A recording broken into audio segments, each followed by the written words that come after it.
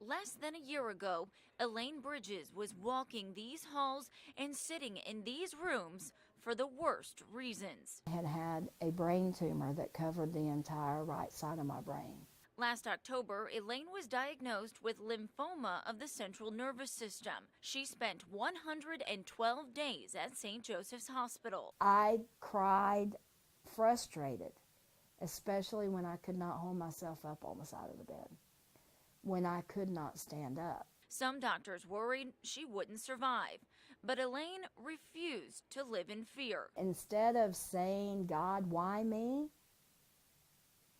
it helped me get my fight back. She had a strong army of therapists and nurses beside her, and Elaine was able to pull through. She even spent time visiting other patients during treatment. She's walking around the hallways. She would go by patients' rooms, peek in, and patients would just know that there's hope for them. Now in remission, Elaine walks through the hospital with a new purpose. She just started volunteering on the same floor with the same people who saved her. The last year has taught me whatever circumstance we find ourselves in, no matter how horrific it may seem, we can come out stronger and a better person. Feeling strong and thankful to be able to pay it forward. As soon as the elevator door opens at Moffitt Cancer Center's GI clinic, you're greeted by a bold type of treatment. It's definitely a 3D adventure in treatment of cancer. Retired nurse Diane Maynard has spent most of her life working in the medical field, but admits a recent unexpected cancer diagnosis left her stunned. It was very intimidating, and I think sometimes having a little knowledge in the background is actually worse than not having any, because you immediately think of all of the worst case scenarios. To help with that initial shock and fear, radiation oncologist Dr. Sarah Hoff is introducing her patients to the power of the arts and medicine. This giant mural guides families through the process. As soon as you put these 3D glasses on, the art from the mural will jump off the screen and should help patients better understand their treatment.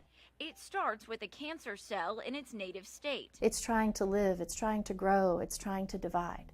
Then each successive panel represents the artist's vision of how cancer treatment can change that. Then follows the journey of chemo, radiation, and other types of therapy. By the end of the mural, the cancer is gone. Dr. Hoff hopes it eases the anxiety and empowers the patient. That's what that mural represents. We are all in this battle together. A battle Diane is ready to win. In just a matter of a few weeks, we've gone from a brand new diagnosis to I'm underway and ready for treatment and expect to be cured in the next 6 weeks.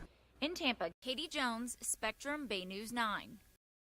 It's tough for Ashley Prosick to fight back tears as she replays the tragedy that turned her family's lives upside down just 1 month ago. My house, my home, where I wanted my kids to grow up, is gone, and I have nothing. The cardiac nurse thought she'd be able to ride out Hurricane Michael and head back to work, helping people at a Panama City hospital. But the Category 4 storm ripped through the family's home and forced them to take shelter hundreds of miles away. I was completely destroyed. I had no roof. I had no porch. My son's bedroom wall was caved in.